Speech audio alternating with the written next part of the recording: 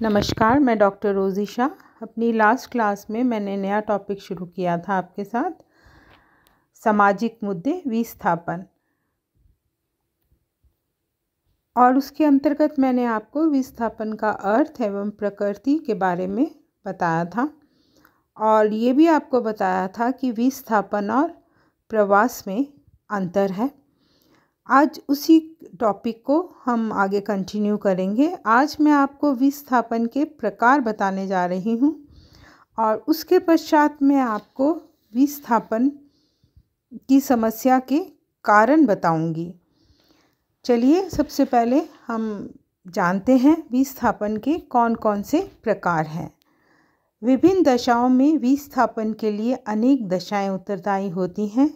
विस्थापन का कारण कभी प्राकृतिक संकट होते हैं तो कभी आर्थिक दशाओं में उतार चढ़ाव होने के कारण लोगों को अपने मूल निवास स्थान छोड़कर दूसरे स्थान पर जाकर बसने के लिए मजबूर होना पड़ता है। कई बार आतंकवादी गतिविधियों के फलस्वरूप एक विशेष समुदाय के लोगों को अपना घर और संपत्ति छोड़कर दूसरे स्थान पर जाने के लिए विवश होना पड़ता है।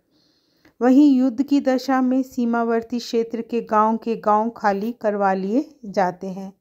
किसी क्षेत्र में जब बड़े बड़े कारखानों, बांधों आदि की स्थापना होती है या सड़कों या नहरों का निर्माण होता है, तब भी काफ़ी लोगों को अपने परंपरागत निवास स्थान से वंचित होना पड़ता है।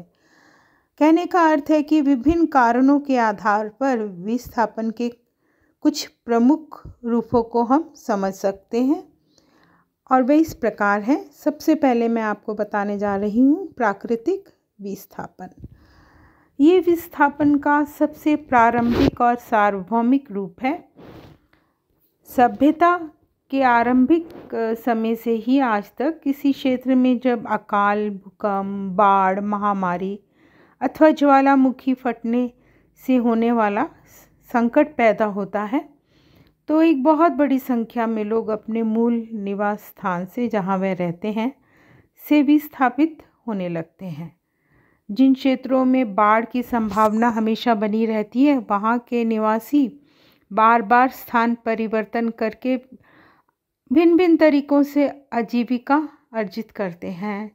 उपार्जित करते हैं। हाल ही में हम देखते हैं कि उत्तरांचल के गढ़वाल क्षेत्र, मध्य प्रदेश के जबलपुर क्षेत्र, गुजरात में कच्छ और भुज के क्षेत्र तथा लातूर में आने वाले भूकंप से जान माल की इतनी अधिक हानि हुई थी कि लाखों लोग पूरी तरह विस्थापित हो गए।